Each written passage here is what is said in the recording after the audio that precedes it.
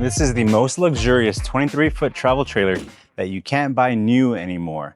Stepping into the trailer, you're greeted by this warm, dark walnut contrasted with these white Corian countertops. You have the U-shaped dinette. This is a telescoping table that can go down flat, and we provide the cushion to turn this all to one sleeping area. Airstreams are built at the intersection of form and function. Now, what I mean by that is that it looks good, but it also works really well. For example, here on these cabinets, at first glance, you're going to think this is a drawer, that's a drawer, this is a drawer, this is a drawer. But knowing how things function and trying to maintain these beautiful clean lines, this is one drawer with two cabinet faces on it so that you can put a trash pail right there. But these are separate drawers.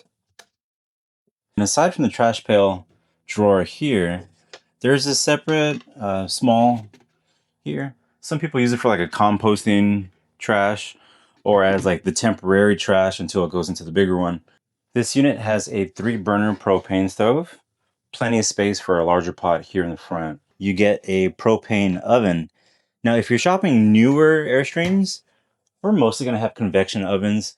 So whenever someone is shopping and they want a propane oven, they're pleased to see that in one of our previously owned models, we likely have one in there. Here in the kitchen, you get this, it's like a 4-inch recessed cubby here. You can keep your spices or various cooking tools. So Globetrotters are built on European design, made in America.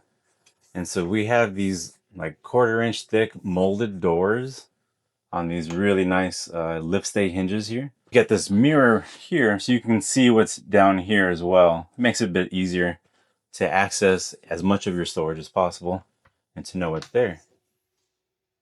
This is an example of Globetrotter's unique details.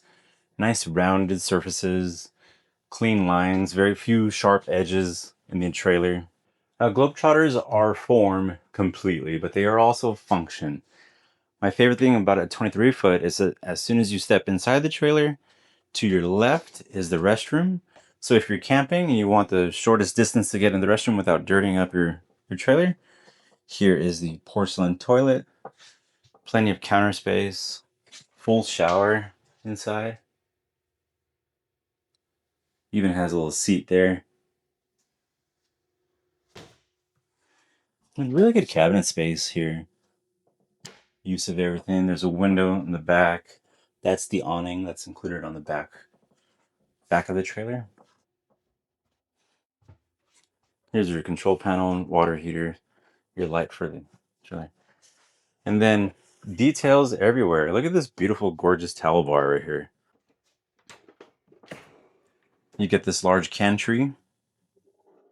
I know what you're thinking. White seats, I can't do that. Hey, okay, they'll get a little dirty. Okay, your white t-shirts get a little dirty. But you throw them in the wash. These wash off very easy. This material is it's like a vinyl material that's really soft, and with some hot water and a rag, good as new. And this is a telescoping table, which means I get to have my corner spot, turn the table this way, do some work right here, edit this next video, maybe this video I'm recording. I enjoy sitting in non-traditional ways, right? So throw a leg up here. I like that the table can fit me versus, me fitting the table. And, it's an easy way if you're going to sit here to scoot in and bring the table with you. 1, 2, 3 people sitting down. You could probably fit 4 here, but it feels like more like a 3-person table. Or if you're camping, you're going to be out there anyway. Even the table is function. So we know that this goes down and becomes flat and we have a cushion to fill the gap. But there's also a plug down there. So if you are working here, you can plug in your laptop there. And then we have storage in the various other places here underneath the dinette. These are the 2 large windows you get on the camp side. So 4 positions total. That's the highest one. You're getting maximum airflow. And then you can reduce it, as you so please, with the last one being raise the latches to have it just cracked. In the cabinet above the dinette is the entertainment center. And this is where you'll get your your radio. There's two USB-A's there. There's a DVD player in this particular model here. And that'll connect directly to the TV in the bedroom. Here's your solar controller. This has solar panels on top. There's your inverter. And then this is how you control the temperature in here, both the heater and the air conditioner. In the bedroom, in the 23-foot floor plan, the bed goes east to west. So you can have this like scoot around area here, albeit not very much over here, but it's enough to tuck in a fitted sheet, which you don't get on the 22-foot. And above here, more overhead cabinets with some mirrors to see down there what's going on. What's interesting is that I get a lot of feedback from people on that have 23-footers that they always bump their head right here, even some 25s. So being rounded right here, if you're bumping your head, you're not reaching for the band-aids. Here is the bedroom closet. You get a hanging rod in there, and then two drawers. Now I know you might be thinking, that's all the storage I have? No, it isn't. Let me show you. Under the bed itself, you get these flap-down storages. And if that's not enough for you, this entire bed lifts up with these hydraulic stays. You get a cubby hole here. That's the access for the flap-down. Here is these large bins here. Another space here. This one's good, but a little harder to reach. So if you want to put anything there that you might only need once in a while, that's a good spot for it. Now you notice how that section there has a partition. So if you notice that back partition on the bed, that always allows me to talk about the storage compartments. We'll take a bed and we'll take part of it and make that the exterior storage. And that's out here. And there's the cable, the rest of the starter kit. So this will be the underneath the bed. This is the actual floor. You can see that's the woven vinyl floor from there. And that's one of the things that makes Airstreams so easy to tow, is that they sit low into the wheel well. There's a very low center of gravity. And that just means we don't have room for storage underneath the trailers. But that's all right, you're getting an Airstream. The 23-foot trailer is interesting.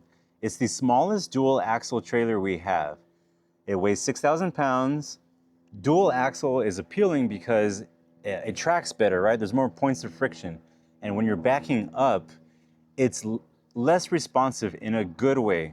I hear feedback that sometimes backing up a single axle can be a little squirrely, like it's a little too responsive to micro turns in the steering wheel. But in a dual axle, it's a little easier to back up because the turns take a little bit longer to turn these four wheels. And if you're an engineer, you know that 2 is 1 and 1 is none. So having redundancy, if you have a flat tire, it's easier to change. You can just throw a block down on that one, roll over it, change the tire. You can do that yourself rather easy. 23 foots might be the best trailer for a guest house. And that's because this is the roadside where you're driving. This would be the road. That's the campsite. There are fewer windows here on the roadside. And if you're going to use it as a guest house, that could be good because you can almost put it against a wall or a property line and not need, windows that are going to be seeing a wall. But if you are taking it to an RV site, you have this roadside awning there that'll keep it about 5 to 10 degrees cooler. And this is where all the business end of it is. This plug here, coaxial cables there. That's your potable water fill behind a locked door. Here's your city water, your black tank flush, exterior shower. And then here's all the fun stuff of camping with an RV. Draining your tanks. There's your gray valve and your black valve to pull those. And then stabilizers. Here's the rear, another awning. This one already has a hitch receiver. So that'll save you about $1,600. When you're camping and you're going to level your trailer, you'll do the tires first, the left to right. And after that, you use the powered hitch to do front to back. Once you've got that locked in, you're gonna put the stabilizers down so you don't get that motion sick feeling walking inside the trailer. On most 23-foot models, you get it's like a hand crank, or you could use like a 3/4 socket on a drill gun. On a Globetrotter, you get powered stabilizers.